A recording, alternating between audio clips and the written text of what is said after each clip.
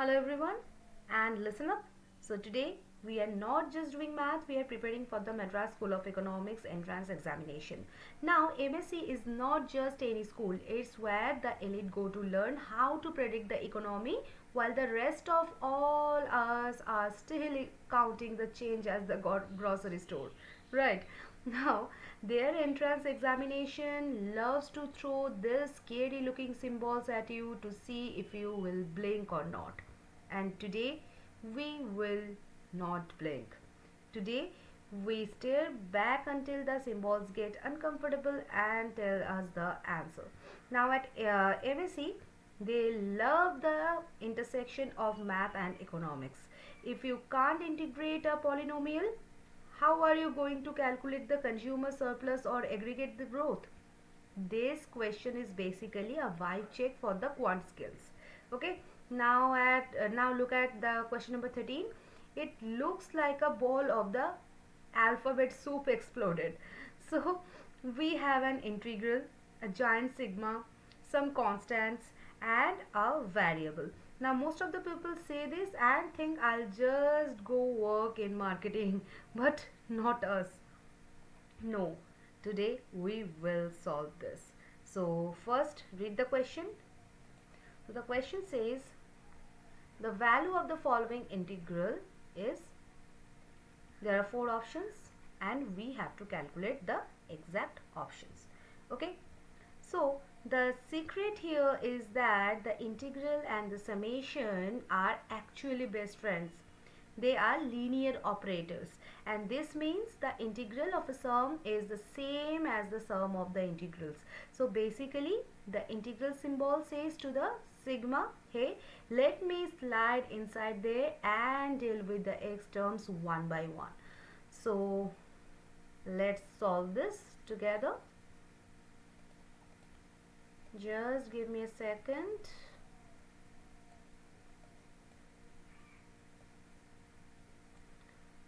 Yeah. So this was what?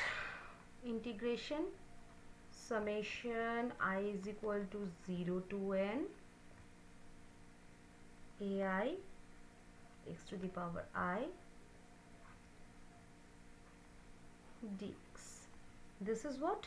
Summation of I is equal to 0 to n integration ai x to the power I dx. Okay, now look at the inside. We have ai and x to the power I.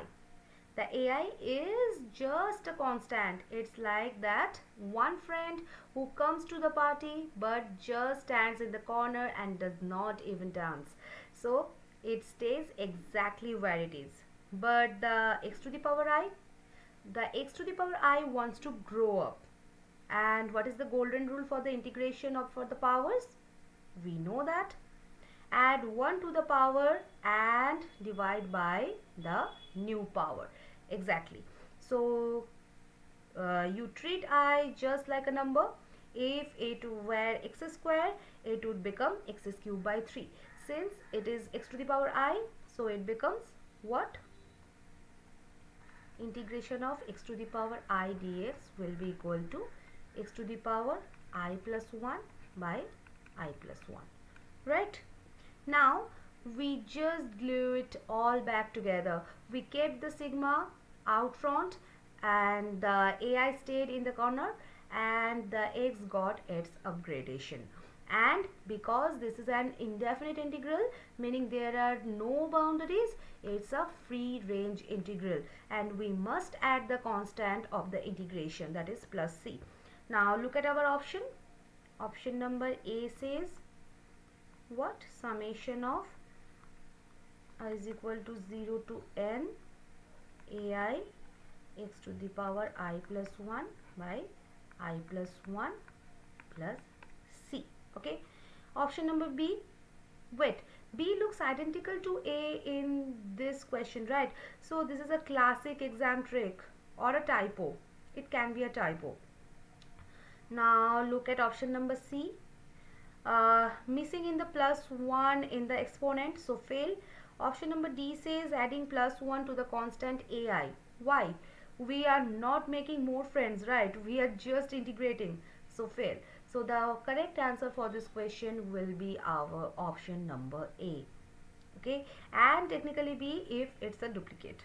So this is not just a math trick. This is the formula for integrating a polynomial of degree n. Okay, and if you are modeling total revenue based on a marginal revenue function that changes over the time, and you are literally doing the exact steps in your head. So next time you see a sigma inside an integral, don't panic. Just remember the sigma is just a line of the people waiting for their turn to be integrated, and treat them with respect, give them their plus 1 power up, and don't forget the plus C or the math gods will flaunt upon your lineage. Okay, so this was the whole solution, right? I hope this is clear to you. If you have any kind of doubt regarding this, you can ask me. So see you in the next session. Till then, bye bye.